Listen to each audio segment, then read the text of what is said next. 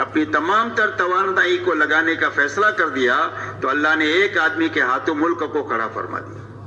اس لیے میرے دوستو، اللہ نے ایک بڑا کام ہمیں عطا فرمایا ہے۔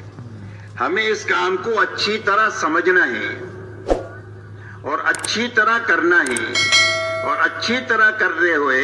اچھی طرح کرنے والے آدمی تیار کرنا ہے۔ اور سمجھنے کے معنی پہلی بات تو یہ ہے کہ سمجھنا ہے کہ اس محنت کو اچھی طرح کرنے کے نتیجے میں اللہ تعالیٰ کام کی سمجھ ہمارے دلوں میں پیدا فرما دے، یعنی کام پر یقین پیدا فرما دے۔ مولانا الیاس صاحب رحمۃ اللہ علیہ ایک مرتبہ اپنے مجمع سے بات کر رہے تھے۔ بات پوری کرنے کے بعد یہ فرمایا، کیوں بات بھائی سمجھ میں آ گئی؟ تو مجمع نے کہا بات سمجھ میں آ گئی۔ تو مولانا نے یہ فرمایا، بات سمجھ میں نہیں آئی ہے، سننے میں آئی ہے۔ اور سمجھ میں آنا کس کو کہتے ہیں؟ اگر یہ سمجھ میں نہ ہے تو مسجد کے باہر چلے جاؤ اور وہاں جا کر کے دنیا داروں کو دیکھو جن کو اپنی اپنی دنیا سمجھ میں آئی ہوئی ہے۔ اسی لیے ہر آدمی اپنی دنیا کے کاموں میں پوری زندگی لگا ہوا ہے اور ہر حال میں لگا ہوا ہے۔ خوشی ہو، غمی ہو، بیماری ہو، تندرستی ہو، بارش ہو، سردی ہو، گرمی ہو، ہر حال میں اپنے کام میں لگا ہوا ہے اور پوری زندگی لگا ہوا ہے۔ اور اگر کوئی تعریف کرے تو بھی لگا ہوا ہے، کوئی برائی کرے تو بھی لگا ہوا ہے، اس لیے کہ ہر ایک کو وہ کام سمجھ میں آ گئے ہے، اپنا اپنا کام۔ اور سمجھ میں آنے کی بنیاد یہ ہے کہ ہر آدمی کا یقین یہ دل میں بنا ہوا ہے کہ میری زندگی میں جو ضرورتیں بھی پیش آئے گی، سوئی سے لے کر بچوں کی شادی تک، مکان خریدنے تک، گاڑی لینے تک، جو بھی ضرورتیں پیش آئے گی، وہ ساری ضرورتوں کا انتظام میرے اس مشغلے سے ہوگا۔ یہ یقین اس کی استقامت کا ذریعہ ہے۔ اسی طرح میرے دوستو، اس محنت میں اچھی طرح لگنے کے نتیجے میں اور اچھی طرح کرنے کے نتیجے میں کام کرنے والے کا یقین یہ بنے کہ میری زندگی کے ہر چھوٹے بڑے مسائل اور میری دنیا اور آخرت کے ہر چھوٹے بڑے انفرادی اجتماعی مسائل اللہ اس محنت کے ذریعے سے حل فرما دیں گے۔ سیرت کی روشنی میں یہ بات ہم کو سمجھ میں آ جائے، اس لیے کہ یہ بات سمجھ میں اور یقین کے درجے میں بات آئے گی تو ہی زندگی بھر اس کام کو کرنا آسان ہوگا، ورنہ پکڑنا چھوڑنا ہوگا، کیا چھوڑ دیا، کیا چھوڑ دیا، کیا چھوڑ دیا۔ اس طرح پکڑنے چھوڑنے سے کام نہیں ہوتا ہے، بلکہ کام میں مستقل طور پر لگے رہنے کے نتیجے میں اور آگے بڑھتے رہنے کے نتیجے ہی سے کام ہوتا ہے۔ اسی لیے آپ کی محنت میں جو آئے صحابہ، وہ کام میں لگے رہے اور اپنے آپ کو تقاضوں پر چلاتے رہے، یہاں تک کہ 23 سالہ دور نبوت میں ایک ایسا مجمع تیار ہو گیا کہ جس مجمع کو دیکھ کر اسلام کو سمجھا جا سکتا ہے اور اسلام کو اپنایا جا سکتا ہے۔ یہ حضور صلی اللہ علیہ وسلم نے فرمایا کہ میرے سارے صحابہ ستاروں کے مانند ہیں، جن کے پیچھے بھی تم چلو گے وہ تم کو اللہ تک اور جنت تک پہنچا دیں گے۔ تو اتنا بڑا کام ہوا، وہ لگے رہنے کی وجہ سے ہوا۔ اس لیے میرے دوستو، پورا مجمع یہ طے کریں کہ اس کام کو اچھی طرح سمجھنا ہے، کہ بھئی سمجھنا ہے اور اچھی طرح اس کو کرنا ہے، اور اچھی طرح کرتے ہوئے اچھی طرح کرنے والے آدمی تیار کر کے دنیا سے جانا ہے،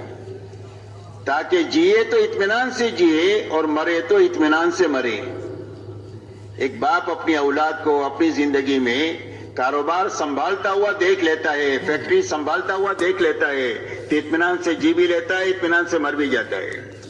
کہ کوئی بات نہیں، میرے جینے مرنے سے میرے کاروبار کو کوئی فرق نہیں پڑے گا، میرے بچوں نے سنبھال لیا ہے۔ اسی طرح ہماری ہر مسجد میں، ہمارے ہر محلے میں، ہمارے ہر گاؤں میں اور ہمارے ہر شہر میں اور ہمارے دنیا کے ہر ملک میں ایک معتد بھی مجمع دعوت اور تبلیغ کا ایسا ہونا چاہیے جو کام کو اچھی طرح سمجھا ہوا ہو، اچھی طرح کرنے والا ہو، اور ایسا اچھی طرح کرنے والا ہو کہ اس کے ہاتھوں نیا نیا مجمع کام میں آتا چلا جائے، آتا چلا جائے، تاکہ ہم جیے تو اطمینان سے جیے اور مرے تو اطمینان کے ساتھ مرے کہ ہمارے جینے مرنے سے کوئی فرق نہیں پڑے گا۔ کام کے سنبھالنے والے گاؤں سے لے کر عالم میں کھڑے ہو گئے۔ کیوں بھائی اس طرح کریں گے انشاءاللہ؟ اللہ ہمارے سب کے لیے آسان فرمائے۔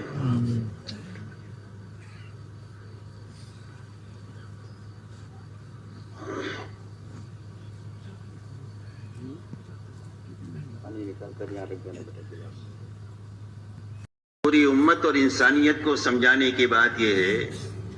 کہ اللہ تعالیٰ نے روئے زمین پر بسنے والے ہر ایک مرد اور ہر ایک عورت کی دنیا اور آخرت کے بنانے کے لیے اللہ نے اپنے پاس سے دین اتارا ہے، اور قرآن پاک میں اعلان فرما دیا ان الدین عند اللہ الاسلام، فرمایا اب ساری انسانیت کے لیے زندگی گزارنے کا جو طریقہ اللہ کے یہاں پسندیدہ ہے وہ صرف دین اسلام ہے۔ وَمَن يَبْتَغِي غَيْرَ الْإِسْلَامِ دِينًا فَلَن يُقْبَلَ مِنْهُ وَهُوَ فِي الْآخِرَةِ مِنَ الْخَاسِرِينَ، فرمایا جو اسلام کے علاوہ اور کسی راستے پر چل کر آئے گا اللہ کے یہاں مقبول نہیں ہوگا، اور اس کی آخرت ہمیشہ ہمیشہ کے لیے اجڑ جائے گی جہاں کبھی بھی آبادی نہیں ہوگی۔ اس لیے میرے دوستو، اللہ تعالیٰ نے ساری انسانیت کی کامیابی کے لیے دین اسلام اتارا ہے کہ زندگی جو بنے گی وہ بھی دین ہی کے راستے سے بنے گی، اور آخرت بھی جو بنے گی وہ صرف دین ہی کے راستے سے بنے گی، اور ہماری پوری محنت کی اور بھاگ دوڑ کی بنیاد دین ہے کہ ہر فرد امت کی زندگی میں پورا دین اپنی حقیقت کے ساتھ میں آ جائے۔ تو اللہ تعالیٰ نے دنیا اور آخرت کے بنانے کے لیے دین اتارا ہے، اور اپنی سنت روئے زمین پر یہ جاری فرمائی ہے کہ جو کوئی بھی پوری دینداری کے ساتھ جیے گا اور دینداری پر مرے گا، اللہ اس کی دنیا بھی اچھے سے اچھی بنا دیں گے، اور اس کی آخرت جنت کی شکل میں ایسی بنا دیں گے کہ جس کے بعد کبھی بھی بربادی نہیں ہوگی، ہمیشہ آباد ہی آبادی رہے گی۔ اور جو بے دینی کے ساتھ زندگی گزارے، چاہے دنیاوی اعتبار سے کتنے ہی بڑے نقشوں کے مالک کیوں نہ ہو، اور جو بے دینی پر مرے تو اللہ نتیجتاً اس کی دنیا بھی اجاڑ دیں گے، اور آخرت ایسی اجڑے گی جہنم کی شکل میں کہ اس کے بعد کبھی بھی آبادی نہیں ہوگی۔ یہ اللہ کی طرف سے ایسی پکی ٹھکی سنت ہے کہ جس میں کبھی بھی تبدیلی نہیں ہوگی۔ فَلَن تَجِدَ لِسُنَّتِ اللَّهِ تَبْدِيلًا وَلَن تَجِدَ لِسُنَّتِ اللَّهِ تَحْوِيلًا، فرمایا اللہ کی سنت کو کبھی بدلتا ہوا نہیں پائیں گے۔ اس لیے یہ سمجھنے کی ہے اور پوری امت اور انسانیت کو سمجھانے کی ہے کہ اللہ کے یہاں کامیابی کا سبب حقیقی صرف دین ہے۔ رہا دنیا میں جتنے اسباب ہیں جس میں روزی روٹی کی تلاش میں لوگ لگتے ہیں، تجارت ہے، کھیتی ہے، ملازمت ہے، مزدوری ہے، ڈاکٹری ہے، انجینئرنگ ہے، سائنس ہے، حکومت ہے، یہ جتنے اسباب ہیں، ایسا ہی دنیا میں جتنے اچھے برے حالات انسانوں پر آتے ہیں انفرادی اجتماعی طور پر، کبھی خوشی ہے، کبھی غمی ہے، کبھی بیماری ہے، کبھی تندرستی ہے، کبھی راحت ہے، کبھی تکلیف ہے، کبھی مالداری ہے، کبھی غریبی ہے۔ غرض یہ ہے کہ یہ جتنے حالات اور اسباب ہے اس کا تعلق نہ تو کامیابی کے ساتھ ہے اور نہ تو ناکامی کے ساتھ ہے۔ کوئی سبب کامیابی کے لیے نہیں ہے اور کوئی سبب ناکامی کے لیے نہیں ہے، کوئی بھی حال کامیابی کے لیے نہیں ہے اور کوئی حال ناکامی کے لیے نہیں ہے، بلکہ یہ جتنے اسباب اور حالات ہیں یہ صرف امتحان کے لیے ہے اور دنیاوی زندگی کے گزارے کے لیے ہے۔ اللہ تعالیٰ ہر ایک انسان کو چھوٹے بڑے سبب میں اپنے علم اور حکمت کے ساتھ رکھ کر یہ آزمانا چاہتے ہیں کہ اس سبب میں رہ کر یہ حکم کا پابند ہوتا ہے اور یہ طریقے کا پابند ہوتا ہے یا اپنے خواہش کے تابع ہو کر زندگی گزارتا ہے۔ جو حال بھی اللہ کی طرف سے آیا ہے اس حال میں یہ حکم پورا کرتا ہے یا اپنی خواہش پر چلتا ہے، اس امتحان کے لیے اللہ نے اسباب اور حالات کو پیدا کیا۔ ان اسباب اور حالات میں کامیابی اللہ کے دینے سے آئے گی اور اس میں ناکامی بھی اللہ ہی کے دینے سے آئے گی۔ کامیابی کے آنے کا راستہ ان اسباب میں اور حالات میں حکم کو پورا کرنا ہے اور نبی کے طریقے پر چلنا ہے، اور ناکامی کا راستہ خواہش پر چلنا ہے، منمانی پر چلنا ہے، اور دنیا میں جینے کے دو ہی راستے ہیں، تیسرا کوئی راستہ نہیں ہے۔ ایک راستہ حکموں والا راستہ ہے جو نبی لے کر دنیا میں تشریف لاتے ہیں،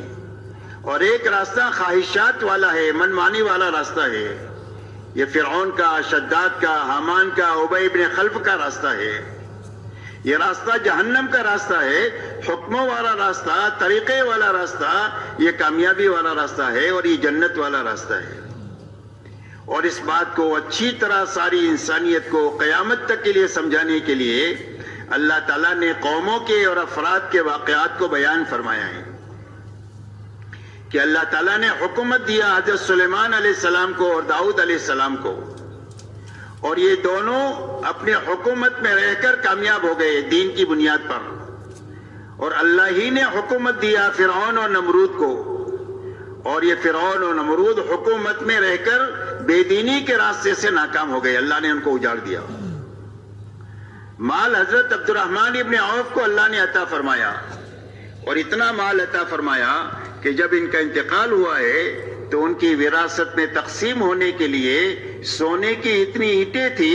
کہ اس کو وارثوں میں تقسیم کرنے کے لیے کاٹ کر کے وارثوں میں تقسیم کیا گیا تو کاٹنے والوں کے ہاتھوں میں چھالے پڑ گئے۔